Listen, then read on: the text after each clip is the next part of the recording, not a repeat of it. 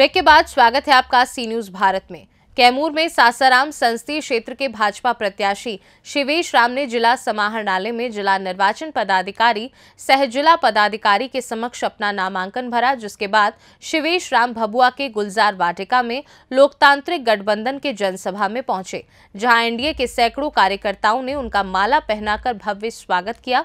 वहीं नामांकन के बाद भाजपा प्रत्याशी शिवेश राम ने बताया कि मैं पहले भी इस क्षेत्र में रहकर क्षेत्र का विकास किया हूं, साथ ही अपने क्षेत्र के विकास के लिए लगातार काम करूंगा। वहीं सभा को संबोधित करने के लिए उप मुख्यमंत्री बिहार सम्राट चौधरी, पूर्व मुख्यमंत्री जीतन राम मांझी, उप मुख्यमंत्री विजय सिन्हा, चिराग पासवान भी पहुंचे, जहां उन्होंने इंडिया गठबंधन पर तंज कसते हुए पीएम मोदी के सबका साथ सबका विकास के कार्यों को मतदाताओं के बीच संबोधित किया। ये चुनाव बिहार बनाने का है। बिहार को जिसने गाली बनाया, बिहारी सब को जिसने कलंकित किया, बिहार को जिसने बदनाम किया, अपराधी और भ्रष्टाचारी को जिसने संरक्षित किया, उस राजद के लालटेन को बुझाना। और लालटेन जब बुझेगा तभी बिहार के बिहारी शब्द का सम्मान बढ़ेगा, बिहारी के सांस्कृतिक विरासत बढ़ेगा और बिहार आगे बढ़ेगा। यही जनता थी 2010 में, सब बिहारी मिलकर के आपने उस जंगल राज वाले को 22 सीट पर सीटा दिया था। न माई समीकरण काम आया, न पद समीकरण काम आया। 2025 में हम सब बंधन को तोड़ देंगे, जाति पाति और धर्म से बाहर निकलकर हम बिहारी सब पर भारी ये भाव से कदम बढ़ा देंगे तो बिहार का भविष्य बन जाएगा, हमारा आने वाला पीढ़ी का भविष्य बनेगा।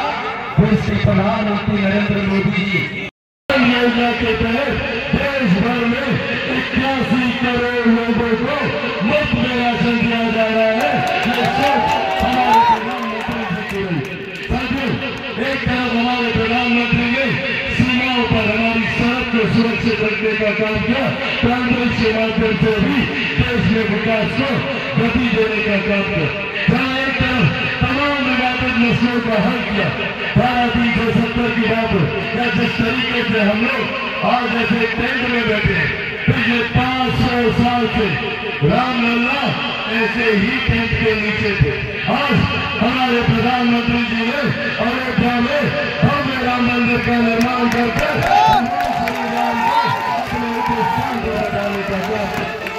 आदिवासी को नारी सशक्तिकरण के नाम पर नारी शक्ति अधिनियम को लागू करवा कर आदिवासी को भारतीय संसद में उचित प्रतिनिधित्व देने का काम हमारी सरकार ने किया।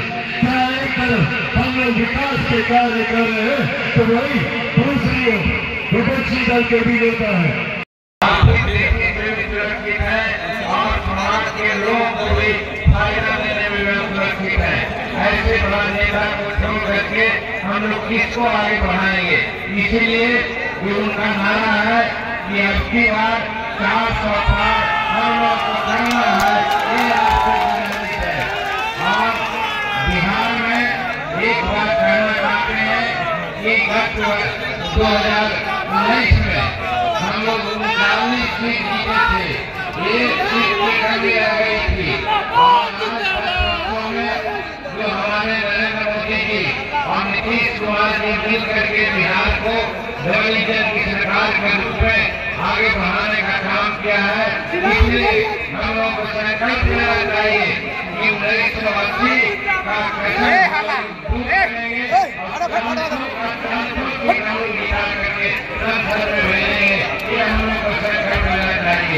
आपका प्रत्याशी बहुत काबिल अच्छे यंग है, आपकी सेवा के लिए उन्होंने संबंध खाई है, संकल्प लिया है, तो हम समझते हैं कि आपको किसी प्रकार की दिक्कत नहीं होगी। आज हर तरह से नीतीश कुमार के हाथों में हमारा बिहार सुरक्षित है। आज भारतीय जनता तेज जनता विजय किया है। देखिए, एक ही बात है, मोदी की गारंटी। पूरे देश में मोदी जी ने जो विकास किए हैं उन विकासों को मुझे जमीन तक उतारना है। जनता का कहना रहता है कि जो भी सांसद जाते हैं जीत तो जाते हैं, लेकिन बाद में काम के लिए वक्त आता है, कहते हैं कि मोदी जी को अपने वोट मुझे, इसको आप कैसे उनके भ्रम को कर पाएंगे? जी, मैं पहले भी विधायक रह चुका हूं और अपने क्षेत्र में मैंने काफी विकास किया है और जनता के बीच में मैं पार्टी का कार्यकर्ता हूं। मैं भारतीय जनता पार्टी एनडीए का प्रत्याशी हूं और भारतीय जनता पार्टी का कार्यकर्ता हूं। मैं कोई उस विचार से मैं जनता की सेवा करूंगा। क्या क्या मुद्दे आपको लगता है कि इस क्षेत्र में बहुत ज्यादा जुड़े, जितने के बाद उस मुद्दे पर आप काम करेंगे? देखिए, मुद्दे बहुत सारे हैं, लेकिन जो किसानों के मुद्दे हैं, जो गरीबों के मुद्दे हैं, उन मुद्दों को मैं प्राथमिकता लूंगा। क्या रोजगारी को लेकर बचाने में कामयाब हो पाएंगे? बिल्कुल। रोजगारी को लेकर क्या?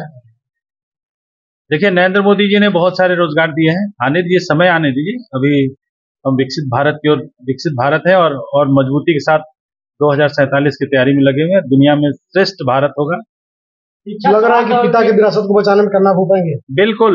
मैं बताया ना कि मैं माननीय मुनीलाल जी का पुत्र हूं। मैं भगवान को बहुत आभार व्यक्त करता हूं कि मैं माननीय मुनीलाल जी का के घर में मुझे जन्म दिया और जो मुनीलाल जी ने सेवा किया इस क्षेत्र में, जन जन के हृदय में बसे हुए हैं माननीय मुनीलाल जी, और उनका आशीर्वाद मुझे आज भी मिल रहा है। वो तो नहीं हमारे बीच में, लेकिन क्षेत्र में मुझे नहीं लग रहा है कि वो नहीं है। वो हर जगह कन कन में व्याप्त है। अच्छा, शिक्षा स्वास्थ्य का यहाँ बड़ा बदहाल है। लोग छोटी छोटी बातों के लिए रिफर कर दिए जाते हैं।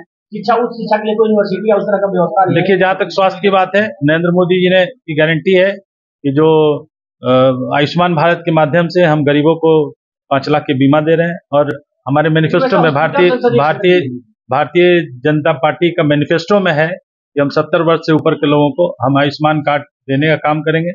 जहां तक मेडिकल कॉलेज की बात है, स्वास्थ्य की बात है, तो निश्चित रूप से मेडिकल कॉलेज बनेगा इस क्षेत्र में। ट्रॉमा सेंटर यहाँ हाईवे के किनारे हम लोग का पड़ जाता है। आने दीजिए, मैं एक प्रत्याशी हूँ। अभी जीतेंगे जिसमें काम होगा। बिल्कुल बिल्कुल। देखो, रेल पथ का उद्घाटन तो हो गया, लेकिन आज तक उद्घाटन नहीं हुआ। देखिए, मैं भी प्रत्याशी हूँ। जनता का आशीर्वाद मिलने दीजिए, सभी कामों को मैं करूंगा। कैमूर से सी न्यूज संवाददाता ओम प्रकाश तिवारी की रिपोर्ट। फिलहाल इस खास रिपोर्ट में बस इतना ही। वक्त है एक छोटे से ब्रेक का। ब्रेक के उस पार हम आपको और भी तमाम बड़ी खबरों से करवाएंगे रूबरू।